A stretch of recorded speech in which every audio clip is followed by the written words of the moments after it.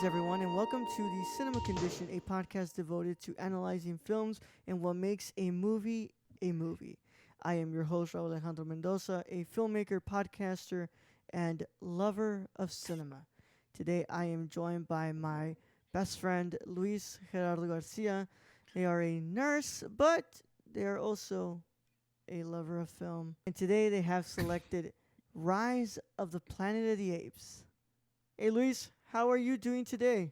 I am so blessed. Thank you for having me on today. Thank you for being my friend. And thank you for allowing me to explore my favorite movie franchise.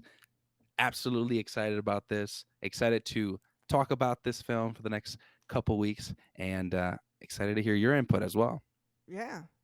So, for those of you who don't know, Luis is the second person who had selected a trilogy for this season. Luis will be in your faces these next couple of weeks because today we're going to be talking about Rise of the Planet of the Apes, and then in 2 weeks you'll listen to our conversation about Dawn of the Planet of the Apes, and then we will conclude our trilogy talk here in 2 weeks after that as we talk about War for the Planet of the Apes. He selected three movies. I said, hey, if we're going to do it, we're going to do it right. We're going to make sure we get all of these episodes up. We're going to record these and make sure that they're up for everybody. But yeah, Luis, I'm Yeah, glad we can finally do it, bro. I I know this is know. a long time coming. This Very is, long time. I think I requested this like months ago. no, And then I years ago, bro. years ago, I think so, right? Yeah, It's been a bit of it's been a bit. So I'm glad that you found some time for me. yeah. Yeah, And then looking of forward. course, I gifted you the 4K Ultra HD Oof. trilogy set. So Yeah. like, I was like, I got that for you because I was like, I know we're gonna talk about these movies, Yes, we so are. get these on you, so that way we can what's it called, get to watch Uh-huh. them and Yeah, that was absolutely one of the greatest gifts I've gotten ever. Like when you gave me that, I was like, "Bruh, how do you know me so fucking well, dude?" yeah, And you got me like the 4K version. You know I love me some 4K. Got yeah, to put it up on my PlayStation yeah, on a 4K TV, real nice speakers. Let's freaking do it. So, yeah, excited about that. Yeah, yeah. let's Well, get to it. yeah, so I know you all are probably wondering, like, wow, Raul, it's been a while since you've done this. Like, where have you been all this time? We were on a Mhm. little bit of a hiatus, my friends. This podcast, even though it's one that I love a lot, it is really hard to schedule. It's a really hard podcast to schedule. And to be fair, this is the podcast that takes more prep than any of the other podcasts I do. This one because I have to watch the movies, I have to write notes, and I have to write these introductions for the filmmaker and the movies, and I have to do all these things, and it takes up a Mhm. lot of time. But now that I finally, found a way to like put everything together here, Mhm. and I finally found my mojo back, and I've got my uploads going on YouTube, and I was able to find some time to get this going. I was happy to finally get season 2 going, so that way we can get back on this on the swing of things. So just like it was before, we will have an episode every 2 weeks.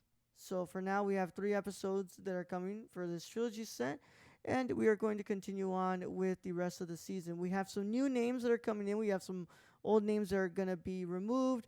I had to make some little bit of adjustments here, but we are still doing the whole idea of this podcast. Remember, y'all, it's not about reviewing the movie. It's about discussing it and really talking about what's going on in it.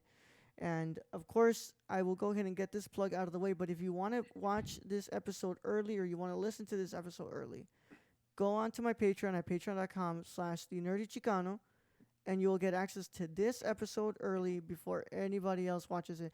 And the fact that I'm actually uploading these in April means that you're going to have a good amount of episodes that are going to be up on there and ready to listen early before anybody else gets to watch them or listen to them. So that's www.patreon.com/slash the nerdy Chicano. You also get early access to a bunch of other uploads I put on the YouTube channel, my YouTube channel, and some video essays. Those are exclusive to certain tiers, but I've been making some video essays, and there's a lot of other cool stuff. But go and check that out. So, So, Luis, I gotta do my thing here. We do sure. have what's it called? This is a new filmmaker that we've never talked about on this Sure. podcast.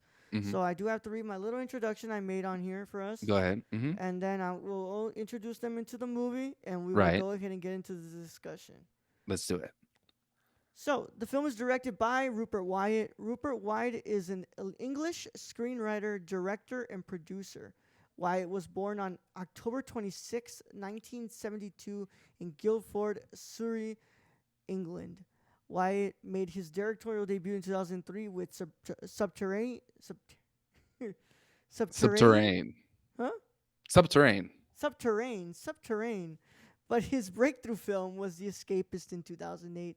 The Escapist premiered at the Sundance Film Festival and won 2 out of 11 international awards it was nominated for. In 2010, he was selected to direct the first film of a new reboot trilogy of the Planet of the Apes franchise. Since then, Wyatt was attached to direct the X-Men spin-off film Gambit, but Wyatt dropped out due to scheduling conflicts. He has directed 3 feature films and 4 TV show episodes since the release of Rise of the Planet of the Apes. I've seen this trilogy before, and even though I really like this movie, and this is probably the only time I will talk about the me liking the movie, because that doesn't matter when it comes to this podcast. Sure. I will say that I like the vision that Rupert Wyatt has for this film, Mm-hmm. but I think that Matt Reeves perfects that vision in Dawn of the Planet of the Apes, and obviously Right. he knocks it out of Knocks the it. park in War. Right. So, it sucks that that Rupert Wyatt never got to come back, but hmm I think I'm okay that's with that. Yeah, yeah, I'm okay with that. yeah, somebody way way better stepped Yeah. in. Yeah. And of course, if these next 2 movies didn't happen, we would have never gotten the Batman last year. Right. So, it and, all and works we out. also we also have to give props to Rupert, right? Because Yeah. he is the one that, obviously, like any other kind of movie, any kind of blockbuster movie, if the first one doesn't do good, there Yeah. is no second, right? So regardless, he did a great job with this Yeah. film. And just to talk about, my personal anecdote too, like, I really enjoyed this film, and I think this is what got me started and hooked onto the rest of, like, what is Planet of the Apes, right? Because we all know it from the original movies, and then that spin-off or whatever that they made with Mark Wahlberg and shit. We don't talk about that one too often, but we all love Planet of the Apes, and I think this film was a great introduction to, I guess, what is, what was started for that. And yeah, so he's a good, I'd say he did well, He very did a well good for. job. He laid the Mhm. foundation pretty well. I think so too. You have to Hmm. do that, because if not, then Matt Reeves would have had nothing to work with. I know, and good job on Matt Reeves. Yeah. Oh, Good yeah. one. But let's go ahead and keep going here. So, of course, Luis has selected this trilogy. So the first film that we're going to be discussing is Rise of the Planet of the Apes, and I do have some interesting notes here to talk about when it comes to this movie. Hmm. So, development of a Planet of the Apes reboot dates back to 2006, with screenwriter and producer Rick Jaffa, who was looking for ideas for a new script when he read in newspapers about chimpanzees who were having trouble fitting into a human environment and becoming troublesome at home with their owners. Hmm. If I remember correctly, there was a certain case where one of them was like given like it like lashed out really bad, where it killed the lady, and like it was in Florida or something, Hmm. and like that apparently like it had like was crazy off like the meds it was taking and stuff, and it was taking medicine. But I really found that interesting when I read that, because I was like, wow, like for a while now we've been hearing about these chimpanzees and like apes, Right. and they're being like kept as pets, kind of going berserk on their owners. Hmm. Yeah. I think for the most part, most people, like, you know, behaviorists, animal behaviorists and stuff like that, I actually only recommend chimpanzees to be kept, for, I guess, personal use or whatever, for like the Yeah. first 2 years, because after that, then they start getting into their animalistic behaviors and primitive, behaviors, like attacking their owners and stuff like that. Mhm. Um, because I am fascinated by chimpanzees. I feel like they have such a similarity with, especially with humans, especially when you talk about like their primitive behaviors. And so that's why, relating back to this movie, that's why I find it so fascinating, because I'm like, well, what if we were to unlock the potential of a chimpanzee? What if they can get to our level? And then that's why it's such an interesting topic to talk about, Yeah. Once he started to work with his wife and screenwriting partner, he began to develop the character of Caesar. Jaffa wanted to reinvent but still pay homage to the to the past films in the franchise. Once the script was sold to 20th Century Fox, that right there is a nice Easter egg, y'all. Remember when it was called 20th Century Fox? That's Oh, yeah, 20th that's Century true. Studios now. Hmm. Jaffa began to research more about genetic engineering. Rupert Wyatt was aiming to make this film like Batman Begins and bring the fans of the franchise into this new series. The film was filmed in several locations like Vancouver, San Francisco, and Oahu, Hawaii. Even though he wanted to shoot in Africa, the budget didn't allow them to shoot in the African jungle. The film was a massive success, and I'm talking like the budget was about $93 million, and this made almost half a billion at the Ooh. box office. Mm-hmm. Yeah, so it spawned, of course, two more films that would Mm-hmm. create this reboot trilogy, and as of today, I know that it is currently in production a fourth film in this series. Mm-hmm. Um, I believe it's called Conquest of the Planet of the Apes, or no, Kingdom of the Planet of the Apes is the What's the next release? What's the release date on that one? 2025. 2024. 25. 2025. Ooh, Yeah. okay, okay. Yeah. Wait, no, 2024. I'm sorry. 2024.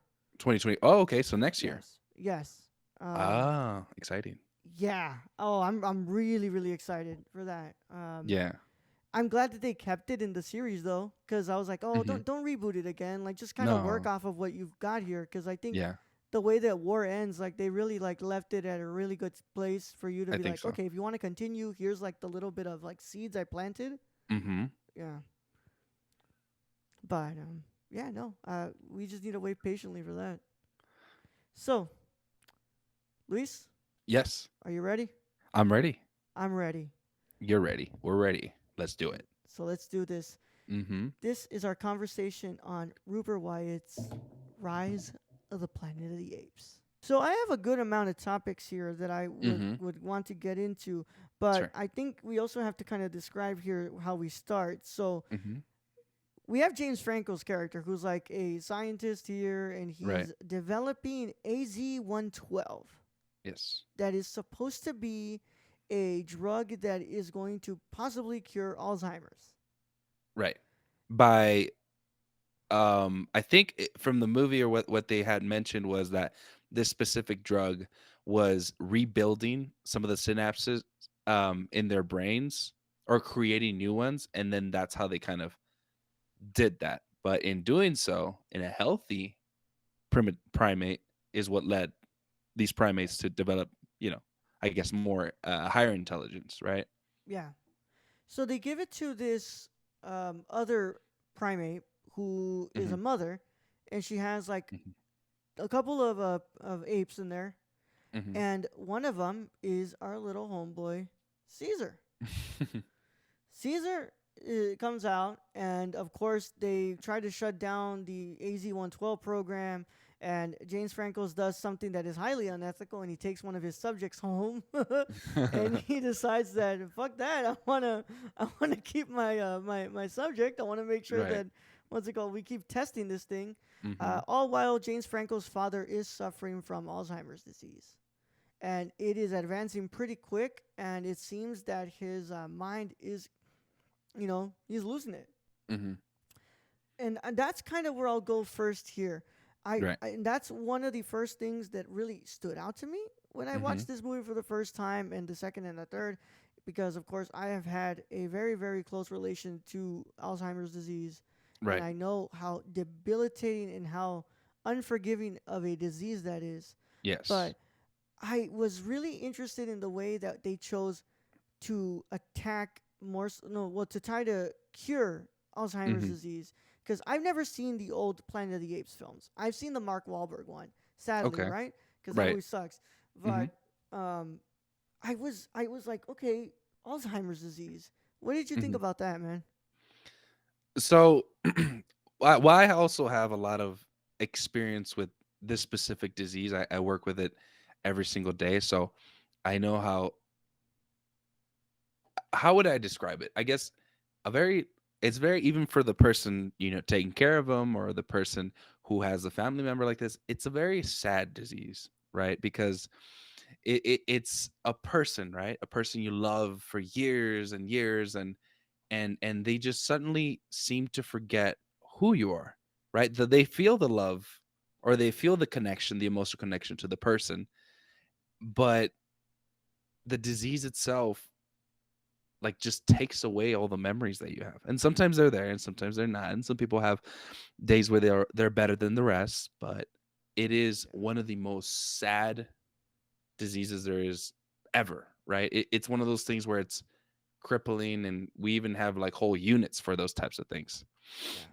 Yeah. So when they presented this in the actual film itself, I thought they did a very great job in showing the relationship between James Franco's character and his father, how there was a sort of love that sometimes he couldn't remember, right? And it went back to like even the most simple things like holding a fork, Yeah. right? And it's like, oh, okay, like how do you hold it?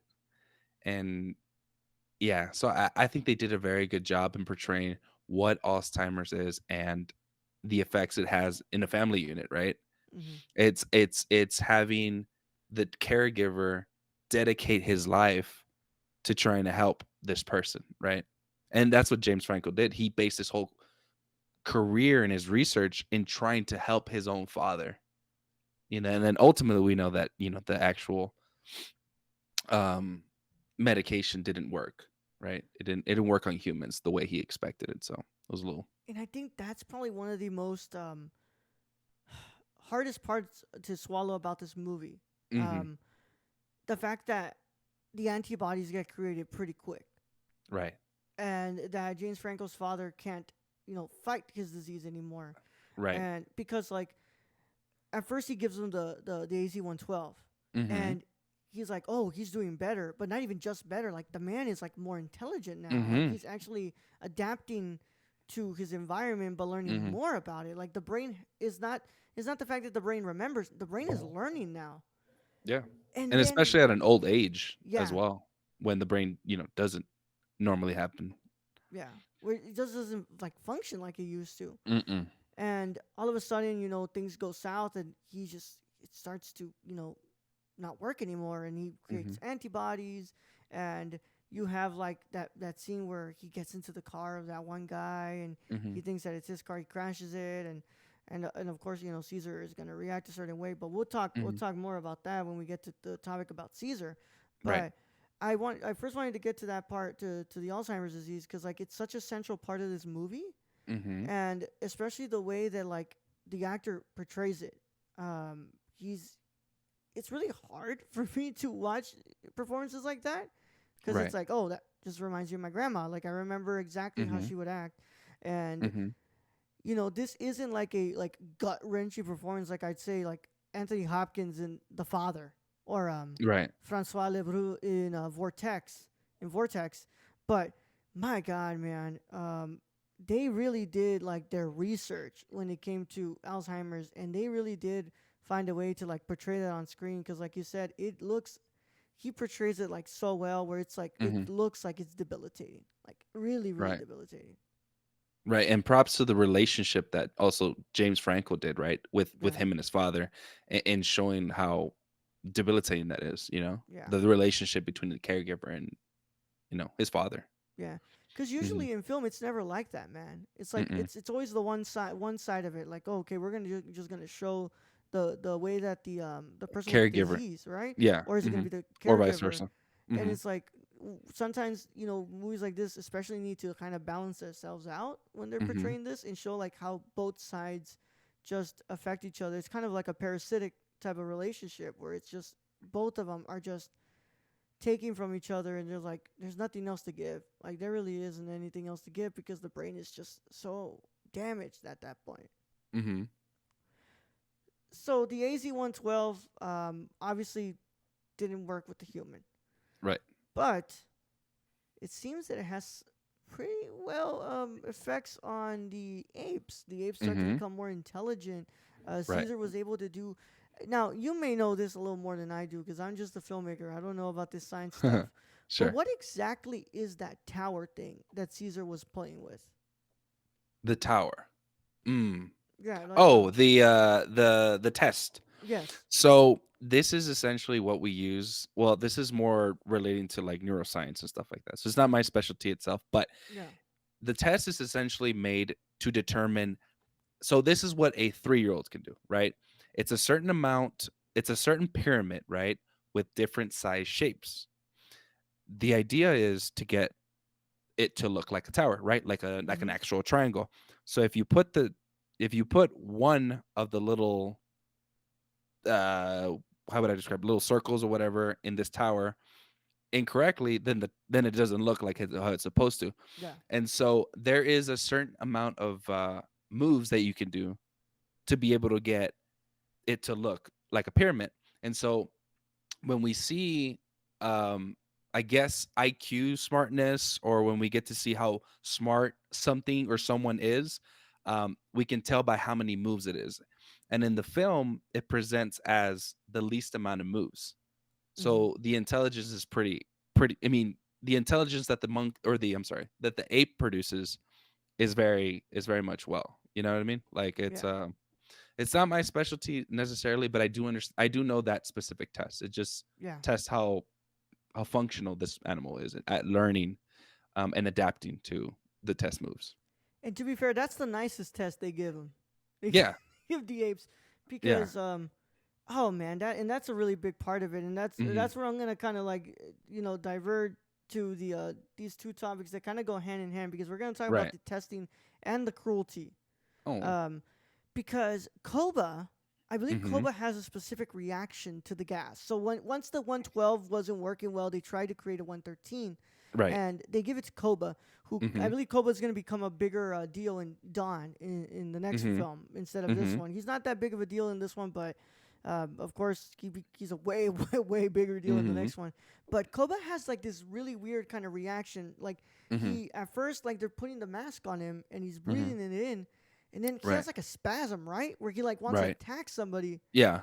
and I don't know, man. Like that felt really weird to me. I was like, okay, wait, is this gas not working now, hmm or? But he kind of gets to breathe it in more, and hmm he starts to actually be able to breathe it in, hmm even though that gas was able to come off, and was the other guy was gonna The other the scientist other was able to scientist breathe. ended up Hmm breathing it in, which becomes a bigger deal. Right. But I was really interested in there because of the way, like, to me, I feel like animal testing, it's one of the things that we can't we can't ignore, right? Like it's gonna Right. happen. I'm sorry, It but like it will it will it's continue to happen till the end of time, to the end of unfortunately. time. Yeah. Yeah, and Because if you think about it, well, here's where ethics comes into play, right? It's like, okay, so we want to try out this new disease. I'm sorry, this new vaccine, right? But we want to I mean, we're not obviously going to start on humans, right? I yeah, mean, unfortunately, right? The thing about animal cruelty and stuff like that is how we respect. So that's why there's boards of committee or ethics. Right, right. So and there's like a thing about ethics, right? It's like, do we want to try it on people, or would we rather try it on animals, right? And a lot of people will say, well, then why are we doing this to animals, right? But unfortunately, a human life is a little bit different than an animal life. As you know, we do obviously respect animal life, right? Someone as like myself, an animal lover, can respect the fact that sometimes it's very unethical the way people treat these animals and stuff like that. But at the end of the day, it is unfortunately human versus animal, right? I don't know if that made me sound like a like real an asshole.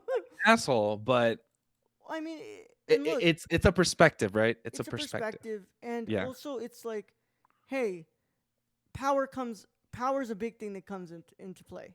You that's know, true.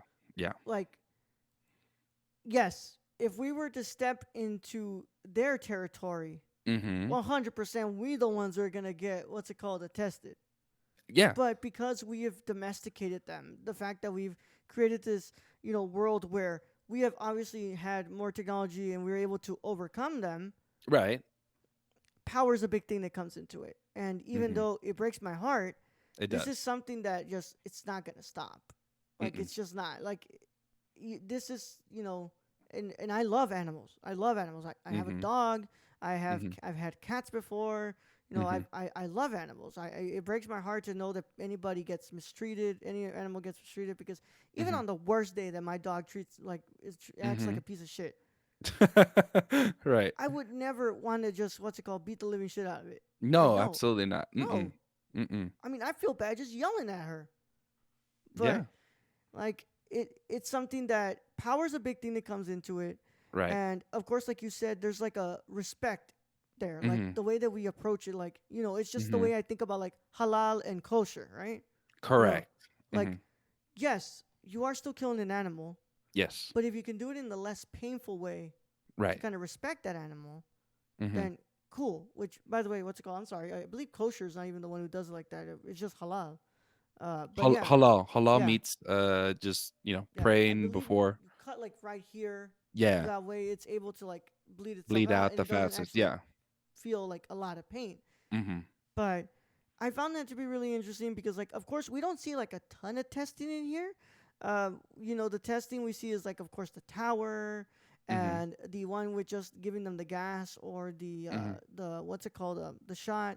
Mm-hmm. I know that there was one ape that reacted badly to the shot, right, and it died, Mm-hmm. and they just kind of like carried it off, and I was like, oh, like, well, and you can tell that right there comes to the difference between the guy who was at the top and then James Franco, who obviously has like really big respect for these apes and he loves these apes, Correct. whereas the other guy is just like, we need to get this drug out real quick because I need to Yeah. make money off this thing, and it's like fuck the apes. Exactly. Like businessman mentality versus somebody who's actually on the floor working with these animals, creating that, symbiotic relationship with them. And then for them to die, obviously they're going to feel it a lot more than the big businessman who just wants to see the profits, right? Yeah, Mm-hmm. and of course that's a bigger conversation about corporations and Oh, yeah. pharmaceuticals, even though Oh, yeah. obviously that guy gets his just desserts at the end when he gets what's it called killed by the whole pack of That was apes. so satisfying. That was so satisfying, dude. I was like, Yeah, that's on which big pharma. That's on big pharma right there, brother. props to whoever was the actor because he did a Yeah. great job of being an Hmm. asshole. Very dislikable. Very Yeah, like, dislikable. oh Yeah. my god, man, I was like, the minute he comes in there, I'm like, I know what this guy is, and he starts doing that shit, and he's like, yeah, it's like, no, it's not ready, like, well, let's just keep testing them, who cares? Hmm. And it's like that one dies, and he's like, dude, I wasn't even here for you to do the testing. Why did you even do it? And he's like, well, I need to get this thing moving, Right. and it was really sad, but.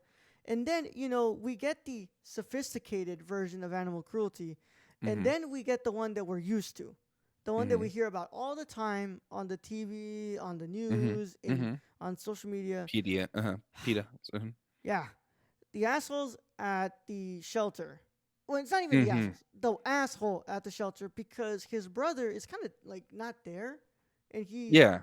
he's also really scared of the apes, so he Hmm. doesn't want to do anything to them, Hmm. which also works in his favor because he he gets saved by We the get apes. He's spared. like, Hmm. I'm just gonna lock you in the cage and you're gonna stay there. Don't worry about it. The other asshole, he's gonna die, but you're just gonna stay in here. Yeah. Well, he gets spared by Caesar, who's the Yeah, smartest among the apes, because the yeah. other ones were, I guess, not to his level yet, and They were they were barely giving trying the to kill him. gas. They were trying to kill him at first, but then Caesar's like, no, No, no, and no, then no, save no. that boy. You know what I mean? Yeah, save the boy. But But yeah, this guy is scum of the earth. He what's it called? Shocks the apes. Specifically, he gets a hate for Caesar. Doesn't like hmm. Caesar, Hmm. mainly because well, Caesar is a lot more smarter, and I think the guy knows that he's smarter. Hmm.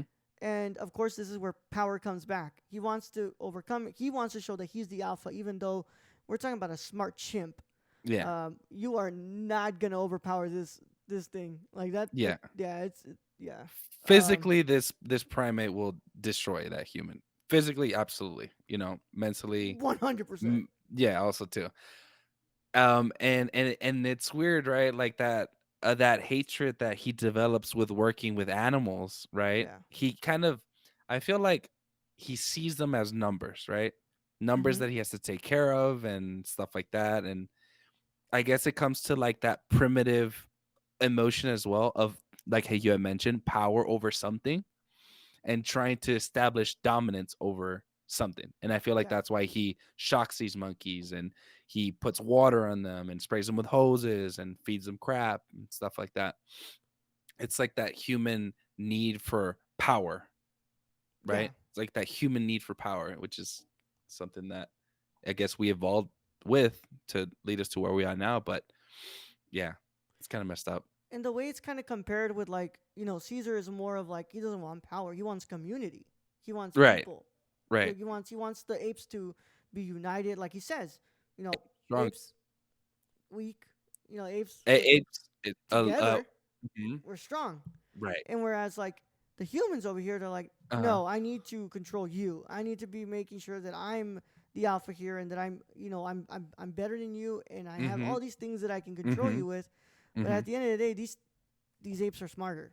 Like they're able to, you know, put aside their differences because that other ape, the one who originally tried to overpower Caesar and tried to Mhm. make himself more dominant, Right. ends up actually like taking Caesar's side Mhm. and he joins him.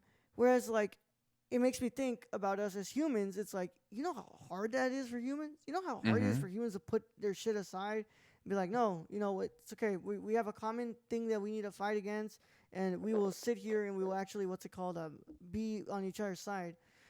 These apes were able to do it in the matter of like a couple months. Mhm.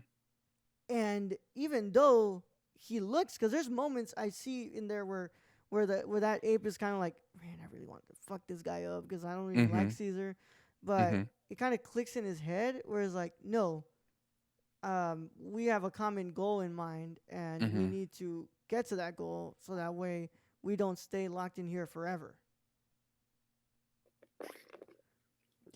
Yeah, and I don't know, man. The cruelty was pretty hard because like especially the hose, bro. Like people don't really understand that. Like Mhm. yeah, getting shocked hurts and stuff, and getting beat hurts, but like getting that water, like that's waterboarding right there, man.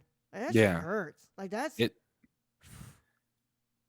Yeah, and then it imprints in that animal, right? Because they won't forget. They'll start recognizing patterns of abuse and stuff like that, and it's really sad to see, and it's really sad to see how humans are that cruel to animals because it doesn't just go in this film. Like it happens in real life all the time, dude. Some people really just don't yeah, have any respect for animals and stuff like that, and especially like, and you think about it like this, and I remember this is off topic, right? But I remember I saw a video on Facebook when I used to have Facebook of this guy, um, kind of like doing animal cruelty to this dog, yeah, showing no remorse and just, unfortunately killing this dog that's captured on film and everything like that.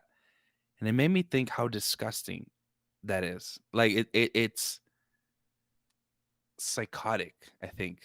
Psychotic to be able to put yourself in that position to just be like, "Oh wow, I'm going to get or I'm going to do this harm to this innocent creature." Sorry, that was unrelated, but it just made me real sad. I just remember when we were talking about animal cruelty. I'm like, "Fuck, man, I remember that yeah. But it's that true, thing that man. happened to Like that doggy." you look at this guy and all he does to these apes, and it's like none of them do like these aren't obviously defenseless animals. Let's be real here. These apes, 100%. If he leaves those cages unlocked and he tries to go one on one with these apes, they're gonna beat your ass. It's There's true. no other, Yeah. yeah, no other way about it. But Yeah. like these apes don't do anything to you, bro. Like they're Mm-mm. just here because obviously they've been what's it called court ordered to be here. Like they don't Mhm. even want to be here, Mm-mm. but you're so obsessed with wanting to make sure that they know that hey, I'm the big boss around here and I'm the one Mhm. who calls the shots and I need to make sure Mhm. that you all know. And for you to, you know, have to resort to violence on an Mhm. animal who doesn't even understand why it's being harmed. And I think that's the part that breaks my heart the most when it comes to animal cruelty. It's like Mhm. the animal doesn't understand why you're harming them. No. And obviously it's been domesticated to the point that it can't fight back. Mhm. Exactly. It knows when he comes with that little shocking thing, they're Yeah. gonna run the opposite direction. They Yeah. associate those things, right? They don't know why, but they associate Yeah. that human with trouble or that human with pain. which of course also makes us root for Caesar the most, and like in the Mm-hmm. Apes the most. Like, come on, like I've seen this movie like 3 times now, and that moment where he just what's it called grabs the shock, and he's like, Mm-hmm. no. No. And I was like, oh, I always get, my The hair stand chills. up, I get Yeah. chills, and I'm like, because first of all, it's the first time that Caesar speaks, Mm-hmm. but also is the first time you really see that clear distinction of power. It's like, oh, the Mm-hmm. roles are finally reversed. Like, no, now I get to what's it called, show you like who's boss. I get to show you like, and even then, because like I'm sure that if Caesar wanted to, Caesar could go absolute ape shit and just Yeah.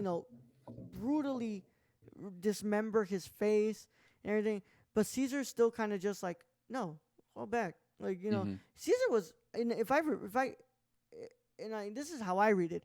I don't even think Caesar wanted to kill him. Like, he No. just wanted to show him like what it felt like to be harmed like this. Mm-hmm. He's the one who ended up being a dumbass and picks up the shock thing when he's gonna get hosed down. Mm-hmm. But I don't. But I wonder, also going into that, like I wonder what was running through his head. Like, yeah, I'm gonna fight off like 20 apes. Like they're all out of the cage. I'm gonna find like 20 apes with my little zapping thing.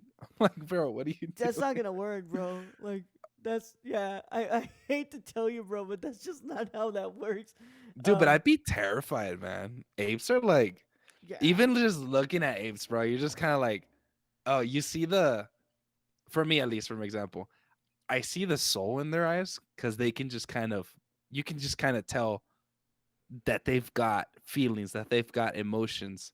And when I look into an ape's, specifically a chimp's eyes, dude, I just get this like overwhelming feeling of like, dang, I'm scared. You know what I mean? Like respect to the animal. I love Yeah. chimpanzees, but I'm like, dang, that's kind of Yeah. scary. Especially a full grown chimpanzee. Oh my god, forget about it. Hell no. And then especially like, I don't know if you've ever seen like a hairless chimpanzee. No.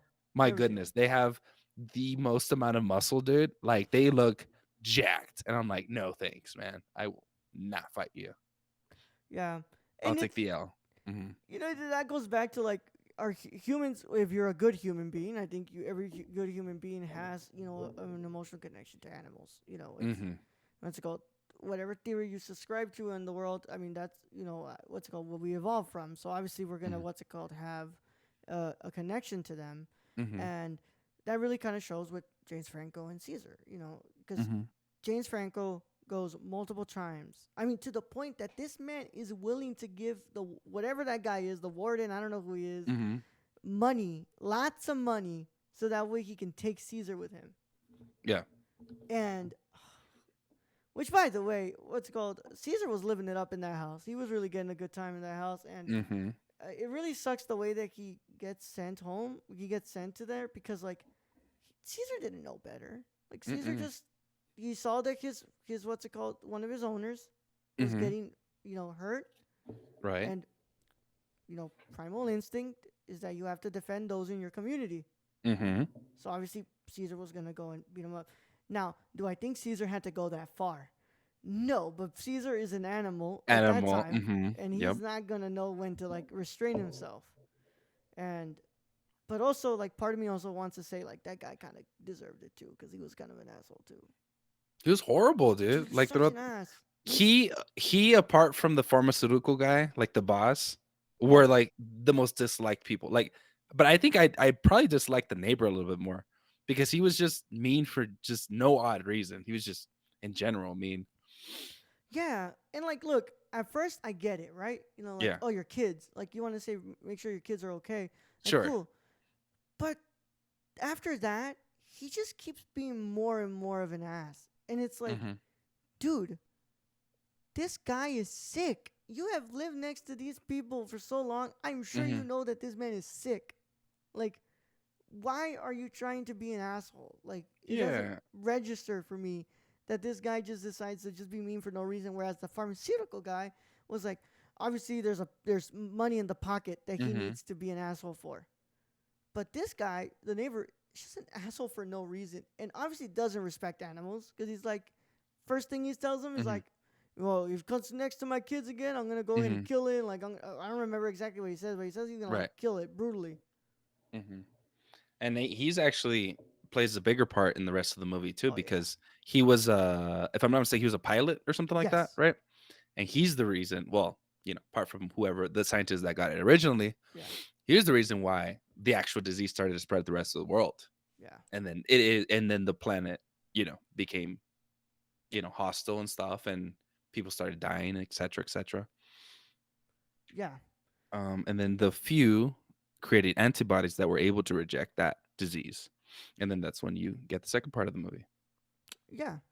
Um, and I know that we have a little bit of stuff here. I know I do Hmm. want our big portion of the conversation. I do want it to be on Caesar, but I Yeah. know that I have a one more topic in here before we go into like the big conversation about Caesar, because Hmm. I think we cannot go into these next couple of movies without having this kind of discussion on who Caesar is and really like Hmm. what he kind of like symbolizes in this movie. Hmm. The genetic engineering is really interesting to me. Hmm. I'm somebody who really doesn't know much about science like that. Like if this would have been Raul in like 2015, maybe he would have understood a little bit more of this. But the Yeah. fact that I don't what's it called do this anymore. I don't work with this. I don't study this anymore. I Uh-huh. make movies. I don't know this stuff. So I thought that was really interesting because like what was going on. So basically like it was changing the synapses in the brain, right? For the Right. apes. It was reconnect. Well, in the actual apes themselves, it was just creating new synapses, like those new, those actual connection between each of them. It was just creating more and more and more and more. So we only have a limited amount that we're born with, and then they eventually just start getting used, right? And then the connections that, for example, we have a thing called long-term memory and short-term memory, right? Mm-hmm. All these are passed through the synapses, right? So it'll go through each of them, and then the more that it's used, the stronger the connection. The less that it's used, then eventually starts dying off. So what was happening with this medication that was given is that it was just creating more of those, like stronger bonds, and that's what gave them. I'm sorry, the apes the intelligence that they were looking for. Yeah. Hmm. And the And thing about it not working on humans is that because the humans created these antibodies that rejected the medication, that's why they couldn't survive off of it. But the yeah. chimpanzees could. They just had that, they had that ability to make the more connections without having any actual side effects. And that's where our, whatever percentage of difference we have between us and chimpanzees plays a part. It's so fascinating too, because like you know how we're kind of similar, Very but similar. Hmm. there's these small things that like obviously separate us, and it's like Right. oh the ape was able to connect these synapses, Hmm. was going to create more, whereas obviously the human was able to do it for a little bit, and then Hmm. he creates the antibodies, Hmm. um, and then I believe so like the AZ-113 that ends up becoming a bigger thing where it's like oh we're trying to like what it was so like what exactly was it trying to build upon differently from the 112 like I think from if I'm not mistaken, he was just trying to get rid of that side effect of it just of the antibodies just not rejecting it. So he was just basically working on that. yeah The formula itself must have been very similar because they still made those synapses stronger, but he was, I guess, trying to get rid of that side effect where our bodies created those antibodies to reject it eventually. oh okay That's all it was trying to do. yeah But obviously, as we can tell later on, it works much better for the apes for than the it did with apes the yeah humans. Hmm. and yeah and I also forgot to mention that like we'll talk about that with Caesar. Never mind. I'm good. I'm getting Hmm. ahead of myself. I really want to. I really want to talk about about Caesar. I really want to talk about Caesar. But We love Caesar. even though it's not like a completely like fleshed out thing, I know that this is gonna be like discussed way more in Dawn and in War about the genetic engineering. I did think that was really interesting how they like went with that and the fact that it was such a a big part of this film where it was like okay we're gonna like connect them and be able to like create more synapses, but it's obviously not gonna work with humans Mm-mm. and these apes and like it goes back to 100% the fact that we're all so similar with each other. Hmm. Apes and humans are so similar, and we have this evolutionary history with each other, Hmm. and it works on them, but it doesn't work on us. And Mhm. um, but but what's it called? They do end. There's one thing that does kind of link us together, and Mhm. it shows at the end is the odd need to separate ourselves. And the obviously the chimps want to be left Mhm. alone. They want to go outside into the redwood forest, or as you and I know as the forest in Endor, because that's Mhm. that's where Yeah. Endor Yeah. that's Yeah. where Lucas filmed that. Right. With the red trees, or what are they called? The Yeah, red the wood red dream. trees. Yeah. Yeah, The every redwood time I trees. see those Uh huh. trees, I just think about Endor, and I just think about the what's it called uh The what? Ewoks. The Ewoks. There you go. Yeah, The yeah, little. murderous little teddy bears. That's what. Yeah, Yeah. yeah. And even though these things that make us more intelligent, Mhm. and they make the apes more intelligent, there's still a lot of things that are very connected to human traits, and that was definitely one of them that I saw. I was like, oh, the need to kind of separate ourselves. And look, Mhm. I understand they were getting treated horribly, and 100% those humans were not gonna let them just be roaming around freely. Mhm. Like if it was Jurassic World, right? Hell no, Mm-mm. what's it called? The apes are not gonna be able to live free. Mm-mm. They're gonna have to. They're gonna get contained. So they obviously have to go somewhere that they feel like they're comfortable, and then obviously that is to separate themselves. So, you have anything to say about the genetic engineering before we get into our big meaty talk about No, no, Caesar? no. I think we should move on to Caesar. All Mhm. right. Okay, Caesar's a big part, obviously, Mhm. because he's our main character. Which, by the Mhm. way, just beautifully performed by Andy Serkis, and Great. I will to this day I still baffled that the Academy could not recognize um, Andy Serkis for his performance as Caesar. I mean, and even then, it goes back to his performance as Smeagol, Uh Golem, huh. I was gonna as say that. freaking the what's his name, Snoke as well, who he does a great job Mhm. as Snoke. But Mhm. you know, I look at this and I'm just like, oh, God damn! Like there is a Mhm. way that Circus just kind of gets animalistic, and he's able to Mhm. get in there. And in the Blu-ray, I watched it on Mhm. the Blu-ray. You see the special features, and him on set is just like it's like it clicks like Yeah. that for him. And he's like, Yeah. okay, now I get to transform into Caesar, and the way he just like acts is just, oh man, Yeah. it gives me chills. It's such a physical performance too, huh? It's his entire body, his facial expression, and you can see that through every film that he's done. So it is very disappointed that the Academy couldn't recognize that and say, Yeah, "Well, let's give the award to this guy," because he's such a great actor in everything that he portrays, and he's done a few films where he actually just plays, as a regular actor. I think in the Marvel universe, he yeah, played in Black Panther or Panther, something yeah, like that. like Yeah, Panther, yeah. he played it pretty good too, but I love more his notable, Alfred in the Batman too.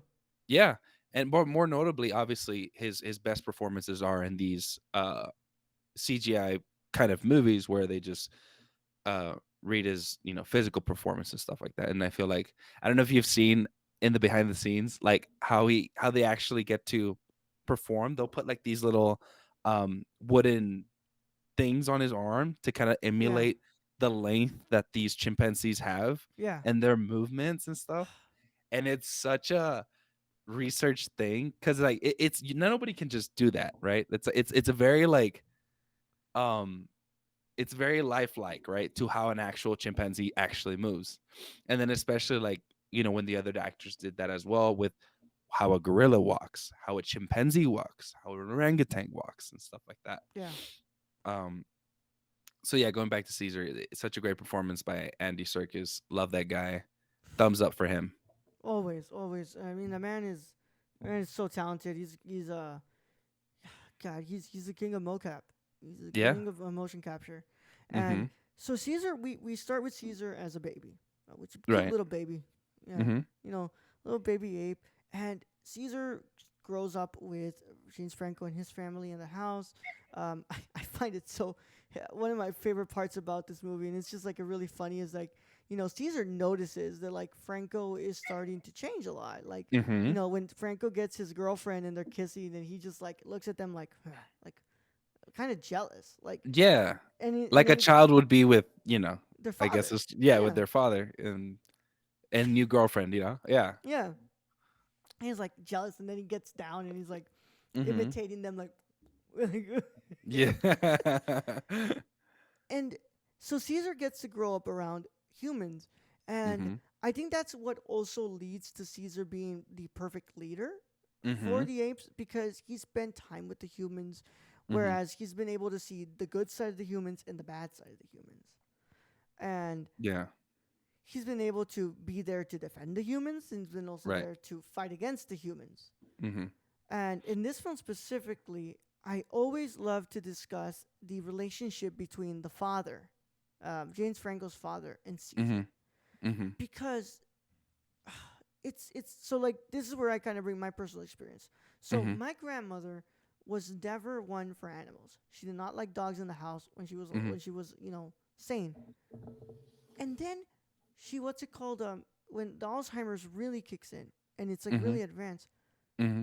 She seems to have more of an appreciation for the animal, and like she's able to cuddle up with it and like be able to like like pet it and stuff. Where it's like, Mm-hmm. huh.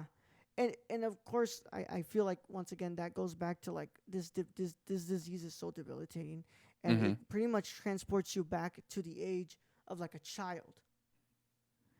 Yeah. And Mm-hmm. Caesar is able to be like a really interesting support, like Mm-hmm. in a way, also a caregiver to Mm-hmm. James Franco's father. I was about to say that. If you notice, at the beginning, the father actually ends up raising Caesar, right? You know, Mm-hmm. obviously, as James Franco is out in work doing his research and everything like that, he stays home with the father. And so the father ends up raising Caesar with his mannerism and everything like that. And then as the disease progresses, then you see that switch where then Caesar is now taking care of the father. Yeah, And that's one of the things that we see here with Alzheimer's and between a caregiver and their their father or their mother who goes yeah. through this disease. Mm-hmm. So and then Caesar obviously gets in trouble. He has to get sent to the to the shelter, and like I said, I don't. I wanted to one last thing about the relationship with the father. The Mm-hmm. only thing that I will say about this movie that I don't like, is that because that is such a central part of the relationship of Mm-hmm. them, Mm-hmm. I kind of don't like the fact that we didn't actually get to see Caesar react to the fact that he died. Mm-hmm. And I feel like that was like a part that was missing from there, where it was like, oh, I understand that we've already had this like growth of character development Mm-hmm. for Caesar, but like I really would have thought that having a sort of reaction and him being told like, hey, like he died, like, He died. and having to see that reaction would have been useful, but obviously, what's it called? The movie's an hour and 44. That would have been already like an extra 10 to 15 Mm-hmm. minutes of a film, and they Mm-hmm. obviously wanted to keep it short. But I wanted to bring that up because that's like, if you ask me for one complaint about this movie, it's that. That's the only complaint I have because everything else is Yeah. pretty damn good. I don't have That anything else bad to say about it. that's such an interesting perspective. I haven't even looked at it like that. You're right. Like they really didn't show the relationship of someone who was very essential in the Yeah, upbringing of Caesar. You know, because obviously James Franco is, essentially plays the role of the father to Caesar, but the grandfather or the other caregiver, yeah. essentially it's like, oh, he died, and I guess Caesar had no, No way to it's grieve like, oh, that. we Yeah. forgot about. It's like, oh, we forgot about him. It's like, no, No. he was an essential part of him, and I think they should have included something related to him, like Yeah. how he took the news and how that actually changed his perspective on things. Yeah. You know, does he understand what this disease was and why he ended up passing or something like that? You know? Yeah. To an extent, I mean, Caesar does understand it because, like, when he's using the fork wrong, he's like, "Oh hmm no, like you're using it Let me wrong. flip it You over, flip it right? over." And he hmm kind of gives this look to James Franco, where he's like something's not wrong with him, like Yeah, something's not right with him.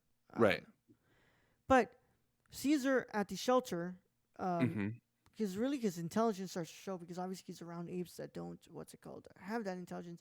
But one hmm thing stands out to me is the fact that him and Maurice are able to communicate through sign language. Right, And obviously, Maurice and him are two different apes right. because Maurice learned sign language because of the circus. Yes. But obviously Caesar was taught sign language so that way he Hmm. could communicate with Franco and his father. Hmm. And that to me was just one of the most interesting parts of Caesar, because like yes, it is an incredible moment when Caesar Hmm. finally speaks for the first time and he says no. Right. But when he's signing, like wow, like that to me was like, because I think it's harder for somebody to learn sign language. I agree. Yeah, and for Caesar to just get it down like that, Hmm. and then he meets somebody who like what's it called, like oh, like I know sign language too. Hmm. It makes the sense of like what Caesar wants to build a community. He wants to create a coalition between the apes, Right. and that was obviously a really big part of it. What did you think about that, like the sign language and stuff? Yeah. So I feel like it's one of our evolutionary traits that allowed Mm-hmm. humans to actually, get to the place we are is communication, right? So we were able to develop our vocal cords to allow us to understand each other, then our part of the brain actually to interpret it and to communicate it with it. So when it showed the whole same language thing, um, I'm not proficient at it, but I do know the basics of sign language. Yeah. I would feel it is much harder to learn that because it's a different concept, right? It's an expressive language. And for an ape to do that, it shows the level of intelligence that they had created for themselves, right? Um, so yeah, so that communication or that expression between one another is what actually led the apes to be able to get that sense of community eventually when they all got that medication, right, to communicate Mm-hmm. with each other. So it's really interesting to see. Yeah. And Caesar, this film is really about Caesar developing into becoming the leader. Um, Yeah. the next film is going to be very concentrated on what the leader has to do, the sacrifices that a leader has to Mhm. make, and especially the sacrifices that a leader has to make for his family as well. But Mhm. um, this one was mostly occupied with Caesar becoming the leader, like things Mhm. like how he learns about positive reinforcement real quick. And like Mhm. obviously I thought it was funny that he stole the cookies from the guy, Mhm. but Mhm. he's like, here you go. Like be on my side and you can have this reward. Gives it to everybody else, and the one He that could give bought him the he most bought the trouble, lo yeah. yeah, the one who gave him the most trouble at first was like, and he's like, okay, yeah, Mhm. which of course, it all goes back to the intelligence of these Mhm. apes and the fact that, Caesar learned like probably one of the more like human traits, because like that's not a trait that belongs to animals per se, because animals will, what's it called, not have positive or negative reinforcement. Mm-mm. Whereas humans, like when you're training a dog, you have to have positive reinforcement. When you're training an Mhm. animal, you have to have like that type of reinforcement. What did you think about that when it came to like the whole cookie stuff? That yeah, like you had mentioned right now, that's such a human trait, right? To be able to give something in a positive light, because you can see, like for example, let's use dogs for an example, right? When the mother dog and the puppy does something inappropriate, like starts biting the mom's toes or whatever, right? Mm-hmm. Or feet or paws or whatever, right? The mother will actually just use negative reinforcement to it. So the mom will just bite the dog. Don't do Yeah. that again, using violence and resorting to that kind of thing. And so when Caesar does a positive reinforcement, very human like trait to say, hey, you're safe with me, but you need to follow me. And if you don't, I'm gonna beat your ass like I did Koba, right? It's do you know what I mean? Like I'm gonna Yeah. use this gorilla to reinforce my position over you. Yeah. So I think that that's really cool because it shows both. It shows how Caesar literally just bought his loyalty and then also use manpower, which is the gorilla, and the loyalty he did by just opening up the cage and stuff like that, right? Yeah. And obviously it works because like when they're storming the bridge, like they Yeah. actually listen to what Caesar's saying. Like, Mm-hmm. which by the way, what a smart decision to Uh want huh. to attack not just from the top where there's mist, Yeah. but from the bottom of the bridge. Yeah. And like once again, that just goes to show like how intelligent these, because that's military tactics now there. Like Yeah. that's stuff that, you don't need, like I don't think any normal ape would know that. Like that now that's just human like military tactics. Yeah, like war and Yeah. strategy, war and strategy, and how to Yeah. defeat your enemy. Enemy being human. Yeah. Yeah.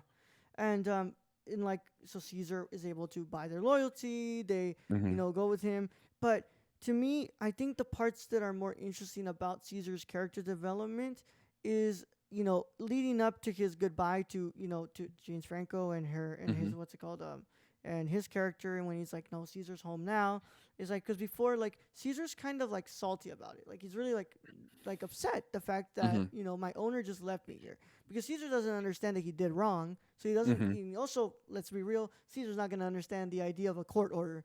Like, Right. yeah. So He he just does. thought that he was abandoned. Yeah. That in his eyes. That's all he saw. Yeah. He said, "My father left me Yeah. for odd reason and doesn't want to get me back," and so he creates that bitterness. Yeah. And he does that. He goes over to spy on them, and he's like in front of them, and he sees like they're together, and like obviously Mm-hmm. that kind of grows a little bit more of like a distaste for him. Mm-hmm. But I feel like Caesar deep down inside understands that, like, yeah, I think like I know my owner pretty well. I think Mm-hmm. by now he would have picked me up. Like, I don't think he actually can. Like, and I think it clicks in his head that he was like, yeah, I kind of just like declined his offer when he literally would have been able to take me home. Yeah, and I feel like that also goes back to like him trying to build that community with his own, Yeah, because he does then eventually recognize, okay, well, this is a human and these are my apes. yeah, Like, this is my community. I belong here. And so he declines his offer and stays and tries to build that community with those apes. So eventually leading to their escape, right? yeah, Mm-hmm. yeah. And that's two different goals in mind. Also, I think that it would have been harder for Caesar to Mm-hmm. stay with Franco because, like, first of all, what's it called, y'all? I'm sorry, I know we're not on the Dawn episode yet, but like, Mm-mm. James Franco doesn't come back in the next one. No, Yeah, and unfortunately. he It gets relegated to a video cameo, Oh which yeah. you know, but like I think it would He have been harder died on he Caesar. died of the disease, Yeah, right? which If would I'm have not been mistaken. harder on Caesar. Yeah. You know, he he he didn't get to see the grandfather die, but he would have seen his father die, and I think that would have been harder. And he's able to go with his community and be able Mm-hmm. to settle and create this coalition. And while everybody else is trying their damn hardest to make sure that Caesar and his apes don't cross over, they of Mm-hmm. course forget the fact that these are smart apes, and they get overpowered at the bridge, and they get what's it called wiped out. The apes end up being able to what's it called push, and they go past the bridge, even though we do lose a couple of the apes. Mm-hmm. It was very sad. I was very sad when I saw that one ape that got shot at the bottom. I mean, at the top, and he like falls down, and I'm like, oh, Oh, the chimpanzee. Yeah, yeah, when they were in the helicopter and they shot him down. yeah, yeah.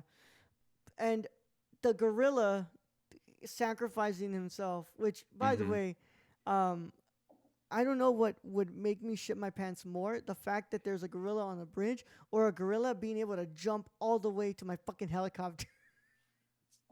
I'm saying, dude, apes are so fucking scary because they're so human, but a, a billion times stronger and Yeah, way more. Yeah, because you know how much a human would have to train for that to even be physically or physics anything. Yeah. wise Mm-hmm. possible. It's not. You can't do that. Mm-mm. Unless you're the freaking what's it called, The Rock or the freaking Vin Diesel in their movies, they can have like a tightrope around them. But this ape was just like, and I Boom, 100% believe. boom. Yes, I know this is motion capture, and I know this is a visual effect, but I am willing to believe that an ape can do that. That an ape can fucking do that. I believe it. I take that bet for sure. Yeah. So, um, any last thoughts here with Caesar? Because I know that Caesar is such a like I know that Caesar is like a really big character to you who you really like, and I I love know we're gonna Caesar. have a lot more to talk about Caesar. But at least Hmm. in relation to Rise of the Planet of the Apes, is there anything you wanted to bring up about Caesar? Not in this specific movie. No, I'm excited to talk about him and his character development in the future movies. But this one Yeah, is just an introduction to who this ape is and yeah, what he has the potential to do. yeah. and I feel like we already know so much about him going into this, and that's Hmm. also kind of what makes this trilogy so special. Is that like Right. you feel like you know so much about these apes, and then you were like, oh no, I have two more movies left, and then you have like Hmm. all these things that are gonna introduce, and especially when it comes to that last film and like the Hmm. relation between Caesar and the child. So, Right. but of course, Caesar and his troops of apes they cross over the bridge and they're able to settle in the Red Forest. And in a sort of mid-credit scene, Hmm. I guess, Hmm. we see that the pilot has started to come down with the virus, and Hmm. he's coughing up, sneezing up blood. And yeah, this pilot, as we can see on the screen, there are multiple flights going out to Hmm. multiple parts of the world, Hmm. and we get a nice little graphic of showing how the disease is spreading. And Hmm. that leads us into where we are going to start off with our next episode as we look at Dawn of the Planet of the Apes. But Luis, Hmm. what's up, man? Did you have fun? What did you think about this episode? I had a lot of fun, and I appreciate you for having me on. Thanks for finally giving me this episode after years of asking. So I appreciate you. Yeah. I'm excited. If it, and I would, urge people, obviously who haven't seen this movie, please watch this movie. It is a great movie, great franchise in general, and I feel like it deserves a lot more love. I think it Yeah. really does, especially this first film. This is the start of everything, and I can't wait for the 2024 release. Yeah. I just my brain kind of goes to all these different places where it can where it can go, and I'm Hmm. really excited. I'm just excited to be in that world again, to be Right. able to experience that, because I think that it's such a unique world, and they messed up that Mark Wahlberg one so bad. Like that movie is like it's really bad, y'all. But that one had potential. It It had had potential, potential. just the execution wasn't good. I think it was Tim Burton, right? Who Yes, it was directed Tim that one? Burton. Tim Yeah. Burton. Not I wouldn't have chosen him. The idea itself was pretty good, right? Like the idea of what it could have been, sure, it would have been fun. Like humans were, are what apes are now and Yeah. etc. Like I think that would have been cool, but the execution obviously wasn't there, right? Yeah. Yeah. But Luis, you are going to be here for two more episodes, but we'll Yeah. just go ahead and just keep it like we always do here. You want to plug anything up? You let them know where the people can find you. I do not have anything to plug. All right, And no, I really don't have anything to plug, to be honest. just watch this You can you movie. can you can follow me on well, I don't really use social media anymore. Damn. Follow me here, I guess. If you can see me, I'll be here, you know. Yeah. I'll be here Luis for the next likes couple doing these ones. things. Luis and I I used love to, this. we used to host the Nerdcore, and then we hosted the Nerd Chicano show. Mhm. But my schedule became crazy, and I had to cut a lot of stuff out, so we stopped doing that show. But Mhm. I always knew that Luis had always been interested in talking about these movies, and Mhm. Luis kind of like really wanted to be on this podcast, and I was like, hey man. This is a I different did. podcast. Like this isn't the review. Like we're actually talking about the meat and bones of this. Mhm. Like we have to talk about this. And I he's do. like, yeah. Like okay. And I apologize to the people that I might be a little bit off, but I did work a 13-hour shift. Then I went to the gym and then I came here. So, Yeah. I'm a little bit tired, but we're going to do it again tomorrow, right? So, No we're worries, good. cause I Yeah. I had to work. I Yeah. came back home. I took a nap. I went to the gym, and then I did The Last of Us. What's it called? A review that we just did right now, and now I had Yeah. to do this. So Proud of you, next, by the way. Proud yeah, of you. Proud of you, by the way. It was yeah, real, going back to the gym and stuff like that. Very cool. That's yeah. just something I wanted to throw in there. Good job. Hey man, Oh, and drink water. Hell yeah. I'm drinking Diet Coke, but whatever. stop it, bro. You know. Stop it. Do you want to get what I did? What happened to me? Do you want to feel that pain, bro? I don't. I don't. Yeah. I love that. I love me some Diet Coke. I love Coke Zero more than anything in this world, but Hmm. I'm not going through that again. No, drink your water. Yeah.